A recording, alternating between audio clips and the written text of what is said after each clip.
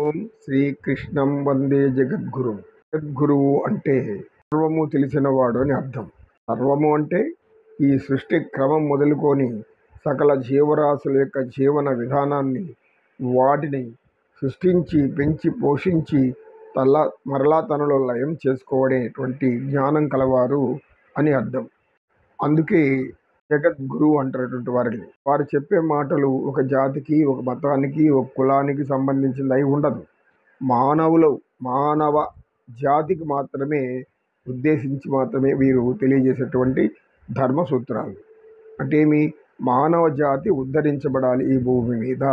మానవులు సుఖశాంతులతో ప్రశాంతంగా హాయిగా జీవించాలనేటువంటి ధ్యేయం కలిగినటువంటి దైవ స్వరూపులు. ఒక్కొక్క మారు దైవమే ఆ అవతారం ధరించి వచ్చి ధర్మాన్ని స్థాపించవలసి ఉంటుంది కూడా. అలా జరిగింది కూడా. మనం దశావతారాల గురించి, మహావిష్ణువు యొక్క దశావతారాల గురించి మనం అనేక విషయాలు తెలుసుకున్నాం కనుక ఈ విషయం ఖచ్చితంగా వాస్తవమైంది. అంటే ఆప్తవాక్యము అనేది, ఆప్తవాక్య ప్రమాణం అనేది అతి ముఖ్యమైనటువంటి విషయం. రాగ అనేది ఇదివరకు చర్చించుకున్నాం. రాగద్వేషాలు అనేటివి లేకుండా వాటిని కానీ లోపల ఉంచుకుంటే విషయ వాసనలు మనం అంటిపెట్టుకొని పరిగెడుతూ ఉంటాయి. వాటిని వలన మనం మనసు పతనమవుతుంది. ఆ తర్వాత అహం పెరుగుతుంది. ఆ అహం పెరిగే కొద్దీ మనిషి పతనమైపోతూ ఉంటాడు. బుద్ధి నశిస్తుంది. చివరికి తానే నశించిపోవడం, లేదా సమాజంలో ఒక చెడ్డ పేరు తెచ్చుకొని పోవడం, ఇలాంటివి అనేకం జరిగి కష్ట నష్టాలు కలుగుతూ ఉంటాయి. ఇప్పుడు ఏం చేశారు ఆయన? స్థాయిలో రావడానికి చిత్తం మీదనే నువ్వు ధారణ చెయ్యి, చిత్తాన్నే ధారణ చెయ్యి అన్నాడు. అదెలా సాధ్యం అనుకుంటున్నారా? వసుంధర అదే అడిగింది. గురువుగారు, నేను అడగాలనుకునే లోపల మీరు అడిగారు, అది ఎలా సాధ్యం? మన చిత్త ధైర్యం కోసం చిత్తం మీదే ఎలా ధారణ చేయడం, దాన్ని ఎలా ధరించడం? ఆత్మల సందేశాలన్నీ కూడా అట్లే ఉంటాయి తల్లి. వారి యొక్క మాటలలో మర్మాన్ని మనం గ్రహించాలి. వారు అరటిపండు ఒలిచినట్లు విప్పి చెబుతారు. అంతవరకు మనం ఓపికగా వినాలి. సహనం ముఖ్యం.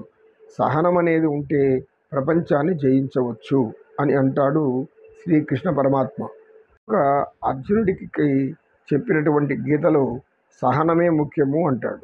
నేను అనే తీసి పక్కన పెట్టు అంటాడు.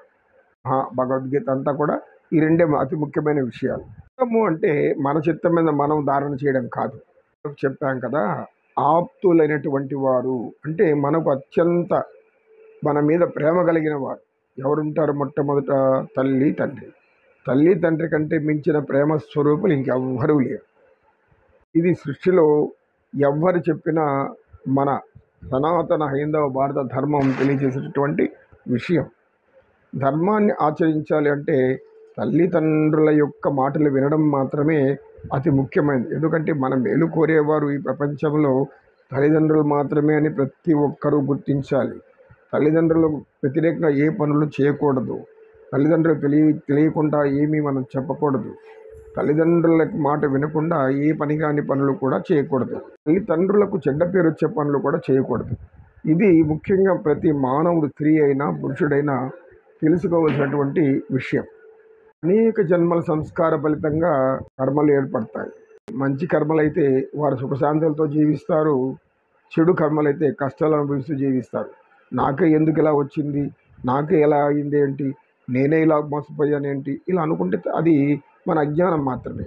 దీనికి కారణం మన కర్మే. ఎవరి కర్మకు వారే బాధ్యులు. చిత్తంపై ఎలా ధారణ చెయ్యాలి అనేది తర్వాత చర్చించుకుంటాం అని చెప్పి, ఓం సర్వే జనా సుఖినో భవంతు, సమస్త సన్మంగళాని సంతు. ఓం శాంతి శాంతి శాంతి. ఏతత్ సర్వం శ్రీకృష్ణార్పణమస్తు. ఓం తత్సత్.